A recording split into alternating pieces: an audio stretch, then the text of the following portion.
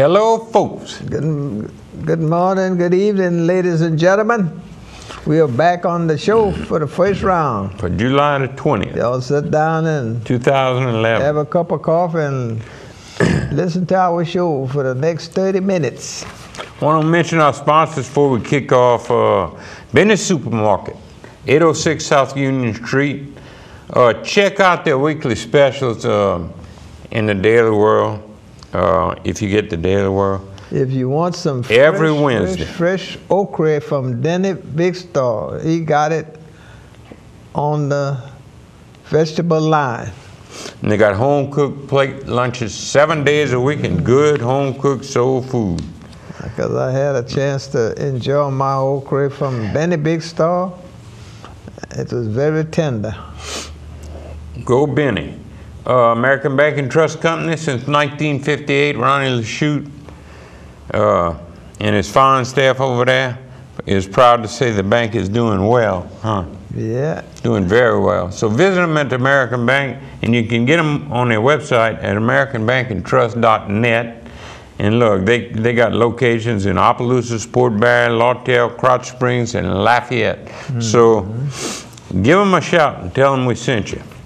And then last but not least, Targill Seasoning and Butcher Supplies. I talked to Ted this morning, as a matter of fact, and he has bought the, you know, H&D Electric on Lander Street. He bought that, and he's going to tear that building down. And he's going to build, he's going to build a new cooking school. He's going to put in a new kitchen shop and cooking school and baking school. So that's going to be neat for Opelousas, something. Oh, yeah. They got a lot of people would be glad to go to that school. I'd like to go just for the learning how to cook on my own.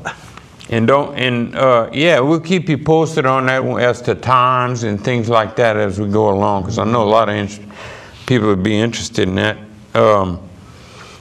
Saw Richard Williams and Robert Roy the other day when I was passing by Roy Motors. Roy Motors. Boy, they've been in business for a long time. 70 years, 75 years. Yep, I think they might be 75. Them and Corville Toyota, the only two local owners of dealerships, as I remember. I think. Huh? Yeah, them and the Ford.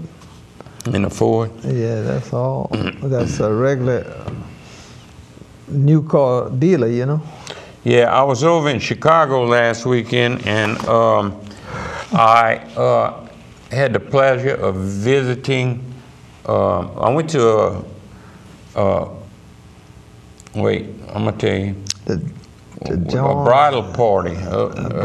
Engagement party. That's what engagement party. For my daughter, Suzanne. Okay. And I got to meet Zach, her fiance's parents, and his mom's Zach Jones, and his mom's name is Laurie. And she told me an interesting story. She said that she had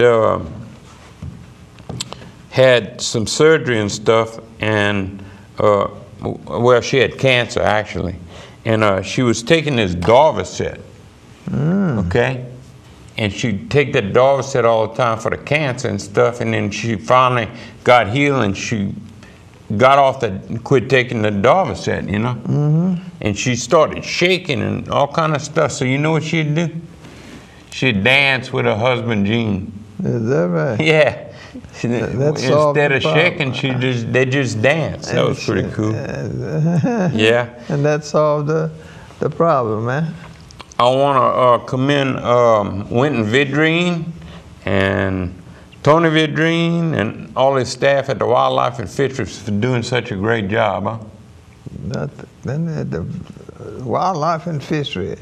They do a lot of stuff. They cover a lot of ground. They got a lot of important stuff going on. So say hi to Winton and Tony and all the people at the Wildlife and Fisheries.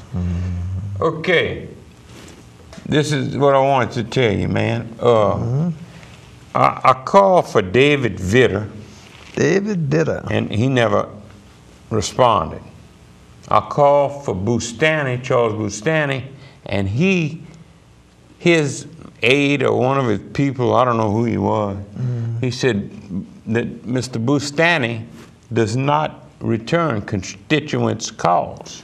Sure enough. Yeah. Whoa. So I just let the public know that.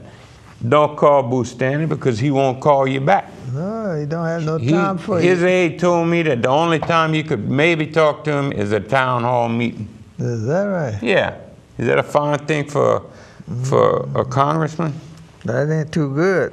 No, I don't think so. I don't think he's going to get too many votes once that get out. Nope. And I'm going to tell you this. My good friend Joe Manchin from West Virginia, from West Virginia, took Robert Byrd's seat in the Senate,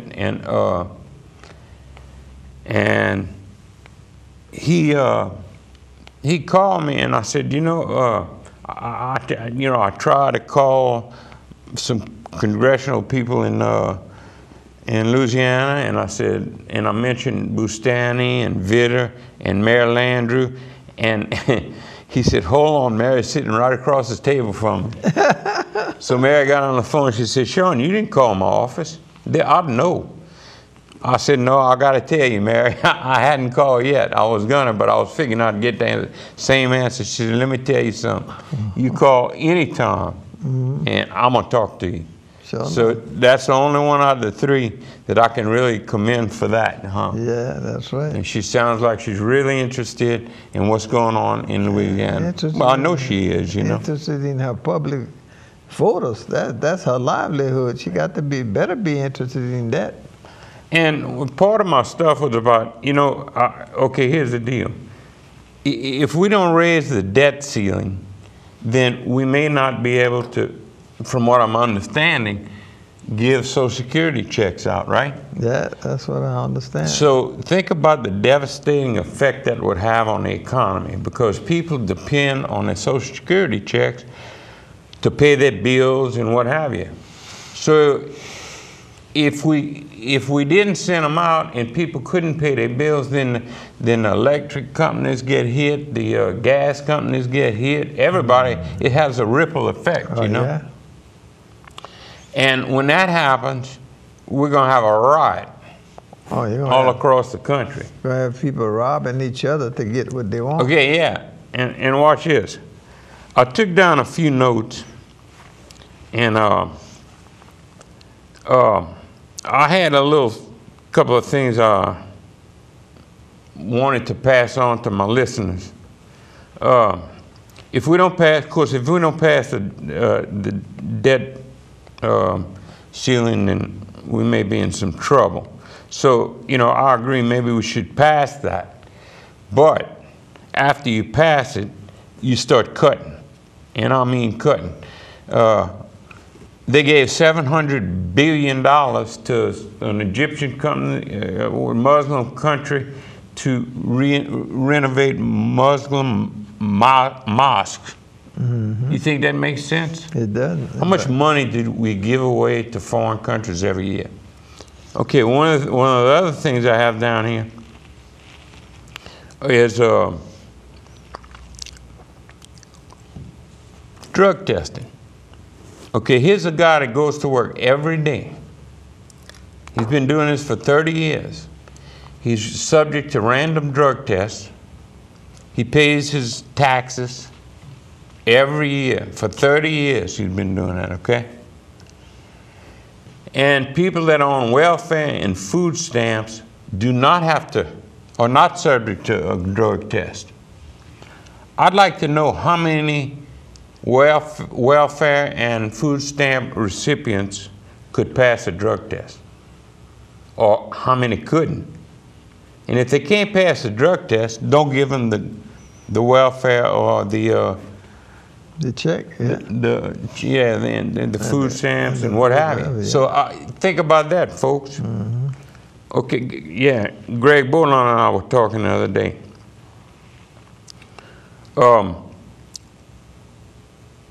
Those spaceships we sent up, how many billions of dollars have we spent on those spaceships going up to the moon, you know? Yeah. We don't have to be going up there all the time as far as I'm concerned. the shuttles. I've never seen them accomplish nothing up there anyway. Well, I mean, seriously speaking, that's a cut right there. Cut down on that. Yeah. Another thing, oil and gas. We have more oil and gas in the United States than in any other country. Enough to last 135 years, at least. And we're buying oil and gas from other countries. That's correct. For just a fortune to protect our reserves. Let me tell you something. In my opinion, by the time, in 10 years from now, you're gonna buy a Husky truck, man, 4-wheel drive, GMC, Chevrolet, whatever. And you're gonna be able to hit 0 to 60 in 5 seconds. And it's gonna be electric. That's right. So where's all this gas and oil gonna go? What are we gonna do with it? I know the utility companies are gonna need it, and certain people are gonna need it, but technology is taking in electricity for cars. So think about that. And how much money could we save by not throwing it away to foreign countries for what we have and will probably not use, you know? And what's so good about it, it would create jobs if they would drill it right here. Yeah, man, look at the jobs in Louisiana, America. That's right, for the whole world. Yeah, and so anyway, that's my opinion. I hope most of y'all, I'm sure, agree with me. Other thing, oh yeah, Postal Service. We're gonna get on that when we come back. Just wasteful spending all across the board. Nancy Pelosi probably spends over $5 million jetting herself back and forth to our house every week. She takes a government jet. Mr.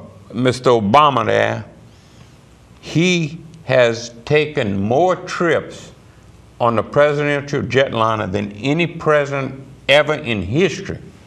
And they got 3 crews working now, whereas they only should have had 1 when Bush was in there and the other president. So it's something to think about. And we're going to be back in a few minutes, but we want to continue this conversation a little bit. Well, so back in the we're going to see round y'all of the show next few minutes, ladies and gentlemen. We're going to see y'all in a little while.